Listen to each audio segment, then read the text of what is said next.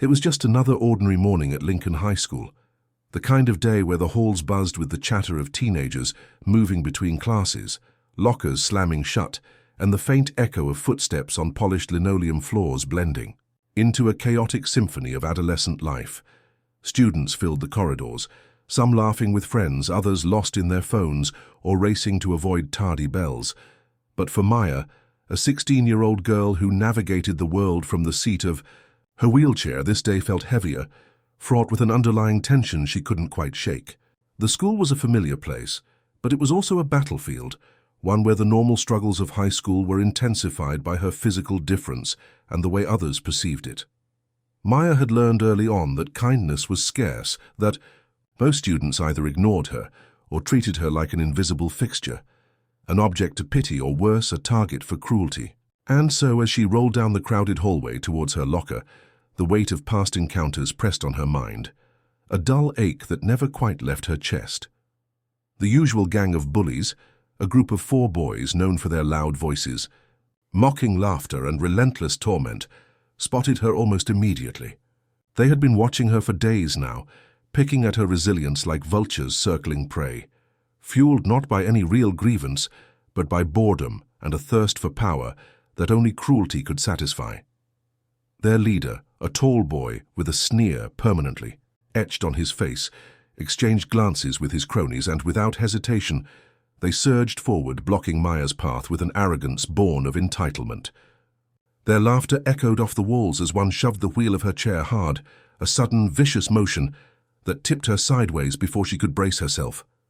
The wheelchair lurched violently, wheels skidding across the floor, scraping the polished surface with a harsh, grating sound that seemed to echo in Maya's ears like a death knell. She toppled over, her body twisting awkwardly as she hit the ground with a painful thud, the cold linoleum scraping her skin and leaving a sting that burned far deeper than physical pain. Time seemed to slow as a ripple of shocked silence briefly passed through the crowd before laughter burst out, cruel, merciless, and mocking. The bullies laughed the loudest, their faces twisted with delight at the spectacle they'd created, completely indifferent to Maya's struggle to right herself, to regain control of her wheelchair, and to protect herself from further harm. Tears pricked at the corners of her eyes, blurring the harsh fluorescent lights above, but she bit her lip and refused to give them the satisfaction of seeing her break.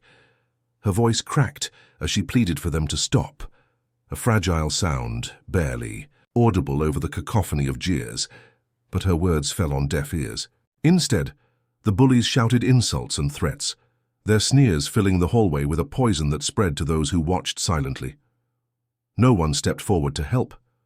The crowd that had gathered around was paralyzed by fear or apathy, unwilling to intervene for fear of becoming the next target or simply indifferent to another student's pain. Maya's heart pounded in her chest, a mix of humiliation, anger, and sadness swirling within her, but she held on to a stubborn spark of defiance that refused to be extinguished.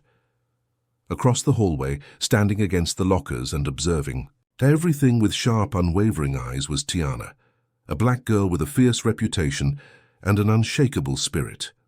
Tiana was known for her quick wit, confidence, and a sense of justice that ran deep, qualities that made her both respected and a bit feared in the school's social ecosystem. She watched the scene unfold, her jaw clenched tight, every fiber of her being ignited by the injustice before her. The cruelty was palpable, the silence from the bystanders unbearable, and the way the bullies took pleasure in tormenting someone weaker struck a chord so powerful that something inside Tiana snapped. This wasn't just about Maya. It was about standing up for what was right, about breaking the cycle of fear and cruelty that had been allowed to fester in the school for too long. The familiar tightness in her chest, the rush of adrenaline she always felt when witnessing unfairness, surged through her veins, sharpening her focus and hardening her resolve. As Maya struggled to pull herself up, to steady her chair and to wipe the tears from her cheeks, Tiana pushed off from the lockers and started moving toward her. There was no hesitation, no second-guessing, only a fierce determination to end the torment, to protect someone who deserved respect and dignity. The hallway seemed to hold its breath as the moment shifted from one of humiliation to the beginning of a reckoning, and Tiana's presence sent a clear message. This cruelty would not be tolerated, not on her watch. In that instant, the fragile barrier between bystander and protector shattered, and a new chapter was about to be written, one where courage, solidarity, and fierce justice would rise from the ashes of pain and silence. Without wasting a second, Tiana sprang into action, her movements swift and deliberate as she rolled her own wheelchair across the bustling hallway toward Maya, who was still struggling to regain her composure after being cruelly knocked down. Tiana's hands were steady and strong as she reached out, gripping the sides of Maya's chair to stabilize it, her touch firm but reassuring, a silent promise that this moment of humiliation would not define her friend or be allowed to continue.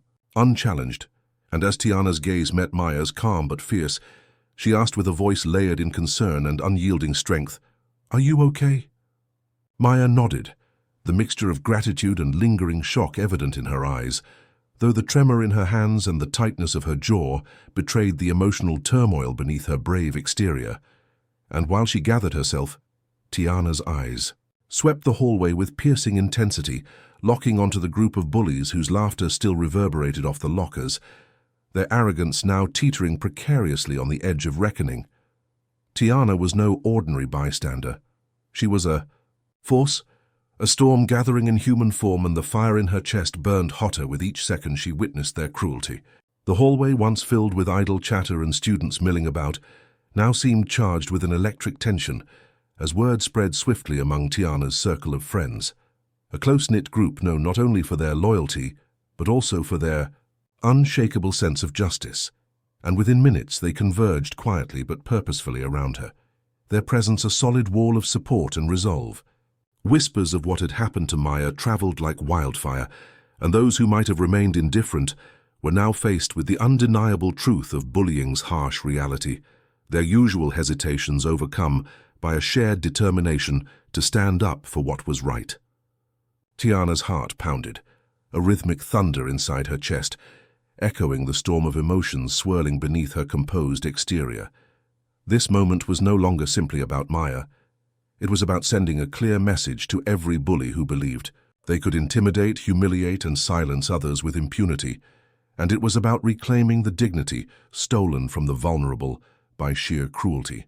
She took a deep breath, the air filling her lungs with clarity and focus, as she felt the power of solidarity wrapping around her like armor, bolstered by the unspoken promise in her friends' eyes. They would back her up, no matter what. The bullies, still unaware of the growing force about to confront them, continued their jeering, but the atmosphere shifted palpably as Tiana's group rolled closer, their eyes sharp and unwavering, their silence a calm before the inevitable storm. In that charged moment, Tiana thought of the countless others who had suffered in silence, the invisible wounds inflicted by words and actions left unchecked, and she vowed that this day would mark a turning point, a day where courage would drown out fear, where justice would rise above cruelty, and where the voices of the oppressed would no longer be ignored.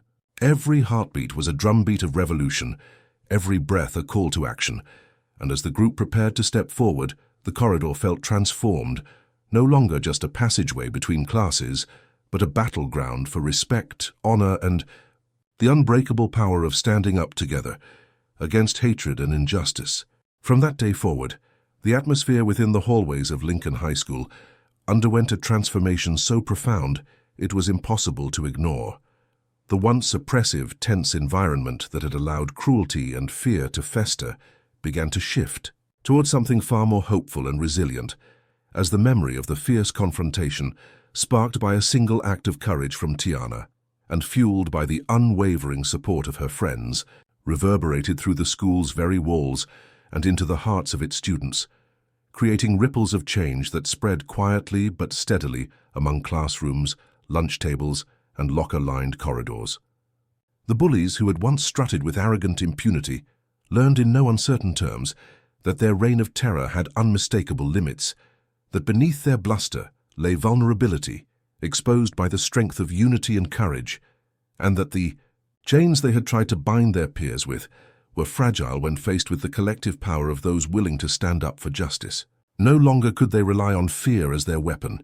Their laughter and taunts, once sharp and unchallenged, were now met with steady eyes and resolute voices as more students found inspiration in Tiana's bravery and the unwavering support she showed Maya, who herself underwent a profound change.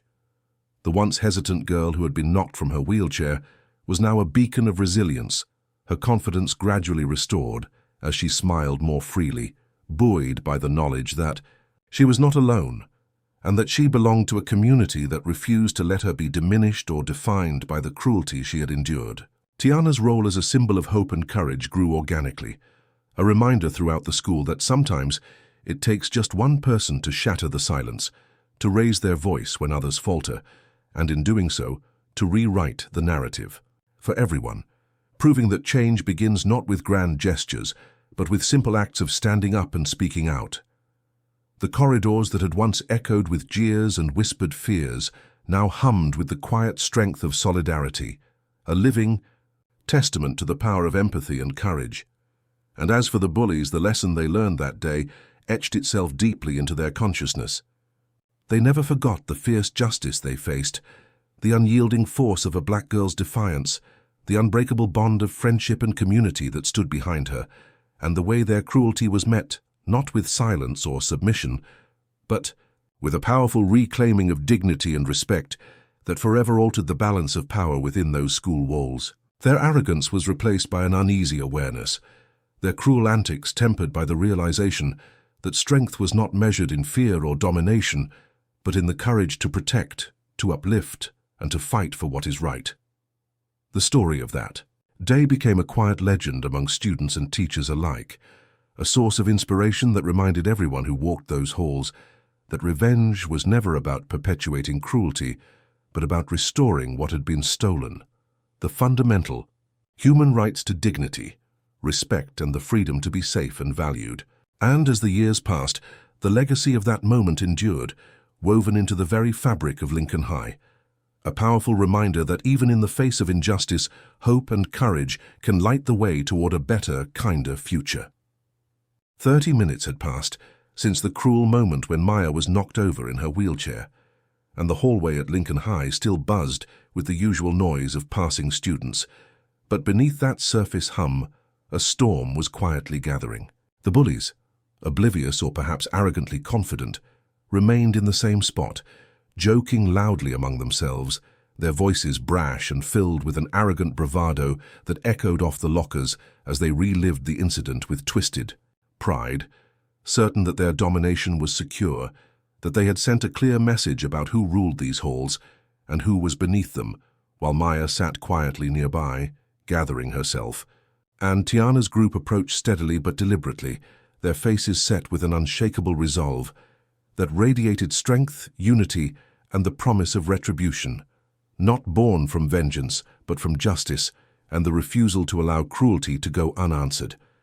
As they closed the distance, whispers rippled through the crowd that had gathered, students pausing their conversations and turning their heads, sensing that something significant was about to unfold, the air thick with anticipation and the electric charge of confrontation, a moment pregnant with the possibility of change.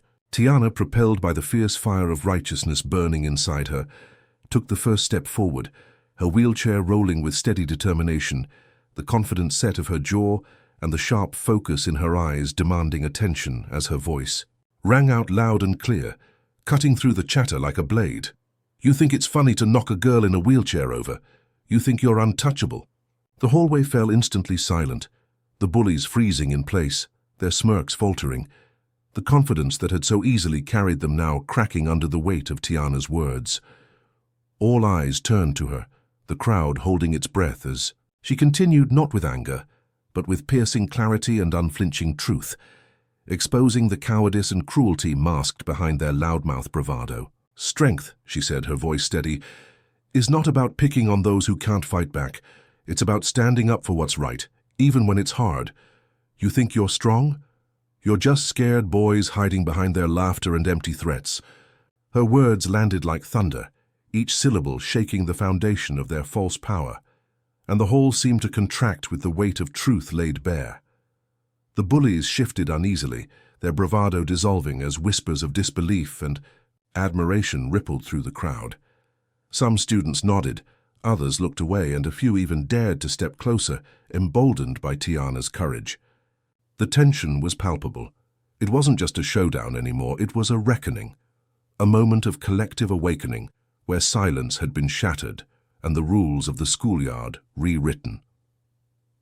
Tiana's friends formed a protective circle around Maya, their presence a testament to solidarity and strength in numbers, while the bullies, once kingpins of fear, found themselves isolated and exposed. The school's dynamic had shifted, the invisible lines redrawn by the simple yet powerful act of standing up. Tiana's voice softened slightly as she addressed the crowd. This is what happens when we let fear rule. This is what changes when we choose courage. No one deserves to be broken for amusement. As the final echoes of her speech faded, the bullies, now pale and shaken, slunk away, their dominance forever diminished, and the hall erupted not in laughter, but in applause and murmurs of respect. In that charged moment, Maya's eyes met, Tiana's gratitude and newfound hope shining brightly between them, a silent promise that no one would ever be alone again. The air was thick with the power of transformation, of cruelty confronted and conquered, and of a community beginning to heal. And as the students dispersed to their classes, the lesson remained clear.